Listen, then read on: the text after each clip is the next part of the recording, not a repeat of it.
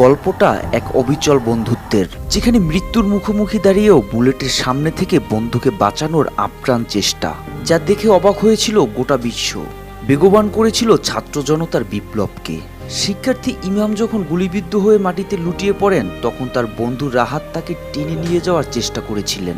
ঘাতক পুলিশ কর্মকর্তার ছোড়া গুলি একের পর এক এসে আঘাত করছে, কিন্তু এতেও পিছপা হননি রাহাত। বন্ধুকে এক মুহূর্তের জন্য ছেড়ে যাননি। যতক্ষণ ইমাম জীবিত ছিলেন, রাহাত তার পাশে থেকে উদ্ধারের চেষ্টা করেছেন। নিজের জীবনকে তোয়াক্কা না করে বন্ধুত্বের এই অসীম সাহসিকতা ও ভালোবাসা ছাত্র জনতার আন্দোলনের ইতিহাসে স্বর্ণাক্ষরে লেখা থাকবে। ঘটনার দিন 20 জুলাই, এক সাধারণ সকাল, যা দ্রুতই বিভীষিকাময় দিনের রূপ নেয়। নারায়ণগঞ্জের সরকারি আদমজীনগর MW কলেজের দ্বাদশ শ্রেণীর শিক্ষার্থী ইমাম ছিলেন বৈষম্য বিরোধী ছাত্র আন্দোলনের কর্মী। সেদিন তার মা পারভিন আক্তারের হাতে বানানো দুটি রুটি আর সবজি খেয়ে যাত্রাবাড়ির কাজলা ফুটওভার ব্রিজের পাশে বন্ধুদের সঙ্গে চা খেতে বের হন। হঠাৎই পুলিশের একটি দল এসে তাদের উপর আক্রমণ চালায়।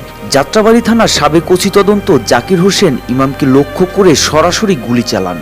ইমামের বন্ধু রাহাত তখন তাকে টেনে নিয়ে যাওয়ার চেষ্টা করেন, কিন্তু পুলিশের গুলি থামেনি। রাহাতও গুলিবিদ্ধ হন। ইমাম তখনও জীবিত ছিলেন। বলেছিলেন, ভাই, আমার শরীরে রক্ত নেই, তুমি ছেড়ে দাও। রাহাত আর ইমামকে বাঁচাতে পারেননি। ইমাম সেখানেই লুটিয়ে পড়েন। এই ঘটনার ভিডিও ফেসবুকে ভাইরাল হয় এবং অ্যামনেস্টি ইন্টারন্যাশনাল ফুটেজের সত্যতা নিশ্চিত করেন। পরে জানা যায়, ঘাতক সেই পুলিশ সদস্য ছিলেন যাত্রাবাড়ি থানার ওসি তদন্ত জাকির হোসেন। ইমামের সুরাতহাল প্রতিবেদনে লেখা হয়েছে, তার দেহে 4টি গুলির চিহ্ন এবং মাথা থেকে পায়ের পাতা পর্যন্ত প্রায় 100টি কালো ছিদ্র ও জখম ছিল। পরে ময়নাতদন্তে উঠে আসে তার উপর নির্মমভাবে গুলি চালানোর লোমহর্ষক চিত্র। ইমামের বন্ধু রাহাত, যিনি সেদিন তাকে বাঁচানোর চেষ্টা করেছিলেন, এখনো সোজা হয়ে হাঁটতে পারেন না। তিনি বলেন, বন্ধুকে বাঁচাতে না পারার আক্ষেপ আমার সারা জীবন থাকবে। সেদিনের ঘটনা তার মনে গভীর দাগ কেটেছে, যা কখনো মুছে যাওয়ার নয়। ইমামের মা পারভিন আক্তার জানান, ভিডিওটি দেখার পর তার মনে কেবল একটাই প্রশ্ন জেগেছে, একজন মানুষকে হত্যা করতে কতটা গুলি লাগে? আমার ছেলে তো চোর বা সন্ত্রাস ছিল না, যে গুলি করেছে তার একটুও মায়া লাগেনি। ইমামের বড় ভাই রবিউল আউয়াল জানান, ঘটনার পর সেই পুলিশ কর্মকর্তা তাদের বাবাকে ফোন করে বিভিন্ন তথ্য জানতে চান।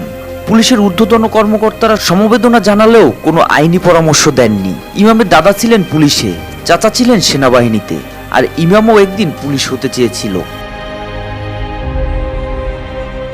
এই মর্মান্তিক ঘটনার পর বৈষম্য বিরোধী ছাত্র আন্দোলন আরও তীব্রতর হয়। আন্দোলনের সমন্বয়কারীরা এক দফা ঘোষণা করেন। গণভবন দখলের মাধ্যমে এই আন্দোলনের পূর্ণতা পায়।